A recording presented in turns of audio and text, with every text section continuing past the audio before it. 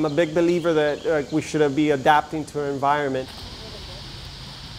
I think that there's something special about just letting the environment in sometimes, you know?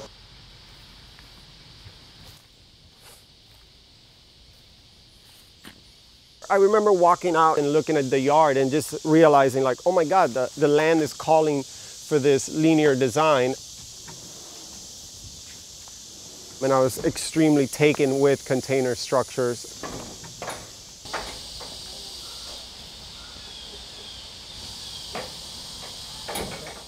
I started the drawings for them like 10, 15 years ago. It stuck in my head, did sketches for them. And possibly another 10 years had to happen before I was like, hey, we're gonna do this year. I like the efficiency of the container. If you're skilled in designing with them and if you have a good knowledge of architectural planning, like you'll be able to work with them. So we kind of just went with it. The containers I bought from the port. Once we started designing, once I had the designs, I did a little research. I met a gentleman. He was completely intrigued by what we were doing. He brought me out there and he's like, pick some up, you know? We got a great deal on them because he had too many and he had to get rid of them. And thinking back, I wish I would have bought them all, but where do you put, 15, 20 containers?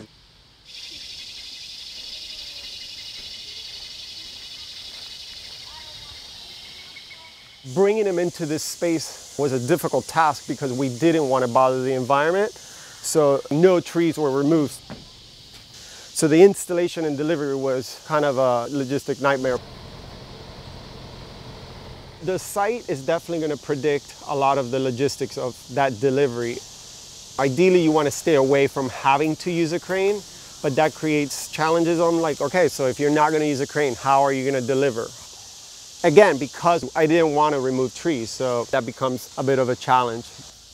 You had unpredicted things like weather, where I remember that one of those weeks, it rained like for 2 weeks straight in Savannah, and like this whole area was soaking. We're like, oh great, so now the ground is sinking, and how do we do that? I mean, at that point we had our foundation ready to receive the structure, but because it had rained so much, the weight of the truck came down and it was literally 1.5 inches too low below the foundation. So we ended up having to lift and slide them off. But we were prepared for it. We had the jacks and we had the pipes and we had the chains. So when it happened, we were like, okay. We handled it, we got it up and running. It was great. Basically, the design, I wanted to make sure that we kept the container aspect of it. I did not want to lose any of the original. I've seen a lot of projects where they get cladded out and it loses the feel of what they are. And most people tend to hide the container. They'll use it as a structural element and then they hide the original design of it. But for us, it was the opposite. I was like, I want to embrace that. I want to show that off, We wanted them to have kind of this elevated feel. Everything's up off the ground and has that floating feel to it. Was there a reason for that because of flooding or? In the South in general, everything's elevated. So we had to put a lot of thought into the foundation, especially for Savannah landscape where it's very wet. So we had to set footers. So, underground there's about 4 feet of slabs of concrete. So that in itself was an endeavor, digging those holes and making the molds and pouring concrete down there. It was no joke. So you laid all the foundation and then, oh, yeah. Plus, is there a beam? Yeah, and then there's an I-beam that transfers all the weight. Nothing touches the ground because of this site. There's 2 container structures. A single container by itself doesn't offer you much space. So I knew that I would need 2. These are the doors, so they were delivered reverse so that this door opens up in the backside and you copy this same feel.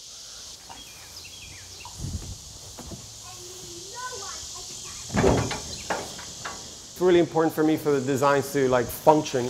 There's nothing worse than feeling like you're inside of a container, so that in the design we had to address that. I've been in a couple of projects that are really attractive, but they don't function very well, and then you're like, well, I still feel that I'm in a metal box. If the final user has that feeling, it was not a successful project. That's great.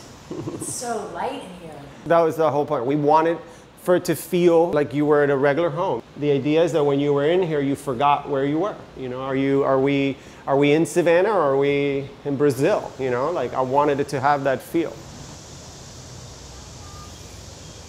Interior, we removed about 27 feet of container of the 40 feet. We kind of gave it some additional height, which gives it more of an open feel in here, and then brought in all the skylights. So you went with the clerestory windows? Yeah, just to bring in more light. It was important for us to give this as much natural light as possible, and also to remove the feel of the container when you were inside. So structurally, is that difficult to be taking an entire wall off? Any kind of cutting on any container affects its integrity. So as soon as a container project is approached, like the minute that you're cutting away, structure becomes a concern and it has to be addressed, especially when you're removing 27 feet of them. So that's why we get the 2 I-beams. We didn't need that much I-beam, but as a design element, we wanted to use something that would be substantial. Yeah, so you have right now it's being used as a bedroom. So this actually is just right for a queen bed, no? Yeah, but it's a little tighter, but it's great. It works perfect, you know? Were you thinking about that when you... Yeah, of course, of course. And nice and open. You've kept it open? Yeah, definitely. We want, like I said, that jog was planned out so that there would be kind of a private space there for a bed or a private office or whatever.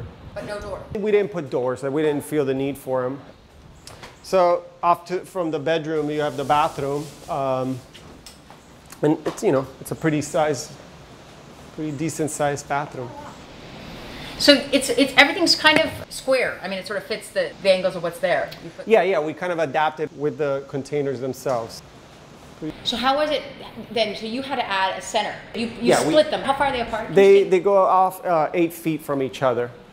And then they staggered back. So it went back 12 feet and 12 feet forward, just kind of to create this jog. I just love how you can see the container from the inside. Mm-hmm. You lose perspective of what's inside and what's outside. Yeah. It's great. Leaving the doors on was not even a question. It was part of the design. Some people question on whether we should weatherproof them so you can kind of turn them into windows, but I've never wanted to do that. How difficult is it to keep it, say, because you have the challenge of the weather here? We treated them just the same way you would treat a residential structure. You know, the walls are insulated. We use spray foam insulation. You get an R30 value. We have a UV clear coating on the exterior, and like the containers are cool like that. You know, like they're designed to be out in the ocean and take that salt water all the time. So you already have that strong coating on them. What about cost? They could get expensive. Depending on where it is, your foundation is going to be different, so that could be an additional cost. But you can put up a structure like this for about $50K. We also challenged ourselves to work with things that were available. Most of this structure was not purchased, it was sourced. All of the drywall, for instance, all the interior walls came from a donation from a job site. Like it was not like we went to your local hardware, Home Depot or something. We're like, we need drywall. You know, we were like, how do we find this stuff? Good design shouldn't have to be just purchased. You should work with what you find. And the entire kitchen came from a building that they were going to demo. We went and, you know, salvaged all the countertops. So if you're able to design around that, and if you have the luxury of time to let the design come and trust that you will have what you need when you need it, good design should not have to be expensive. What about the floor? The floors are the original container floors, at least on this side. It's about 3 inches thick. They were finished. So these scuff marks are... From the skids, from the pallets coming in and out. We refinished them, put an epoxy finish on them, and, you know, kept them. I have a lot of designs for container structures, but every time we get approached to design a new project, people tend to enjoy this, but I'm a strong believer that the site will predict the design of how they want to be installed. So this particular design may not install well somewhere else. From my experience, it's always nice to let the land predict the layout and where that front entrance wants to be. The back mirrors the front, except it has a complete different feel back here. It's a lot warmer because of the trees, yeah.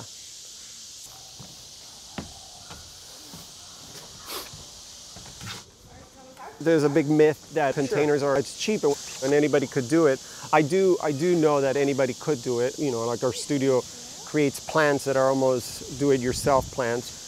But I always tell people, like, when you're embarking, you know, you're building yourself a structure, your house, you know, so there is a lot of concerns, you know, engineer and architectural, like you want to know that it's going to be safe and that it's going to install correctly. You see them as a minimum denominator of some sort of modular architecture, like a Lego for grown-ups. When we're designing with them, you can kind of treat them like that. But it's really important for me for the designs to like function, you know, so you should not feel that you're in a metal box if you're in a metal box. Like, it's not attractive, you know. In that Lego aspect of it, you can move them around, you can do just about anything with them, but the final outcome has to function, you know, has to serve the final user's purpose. Otherwise it's just not successful. It has to be a house, not a cage, right? It has to be a home, not a cage. Yeah, it's a good way to put it.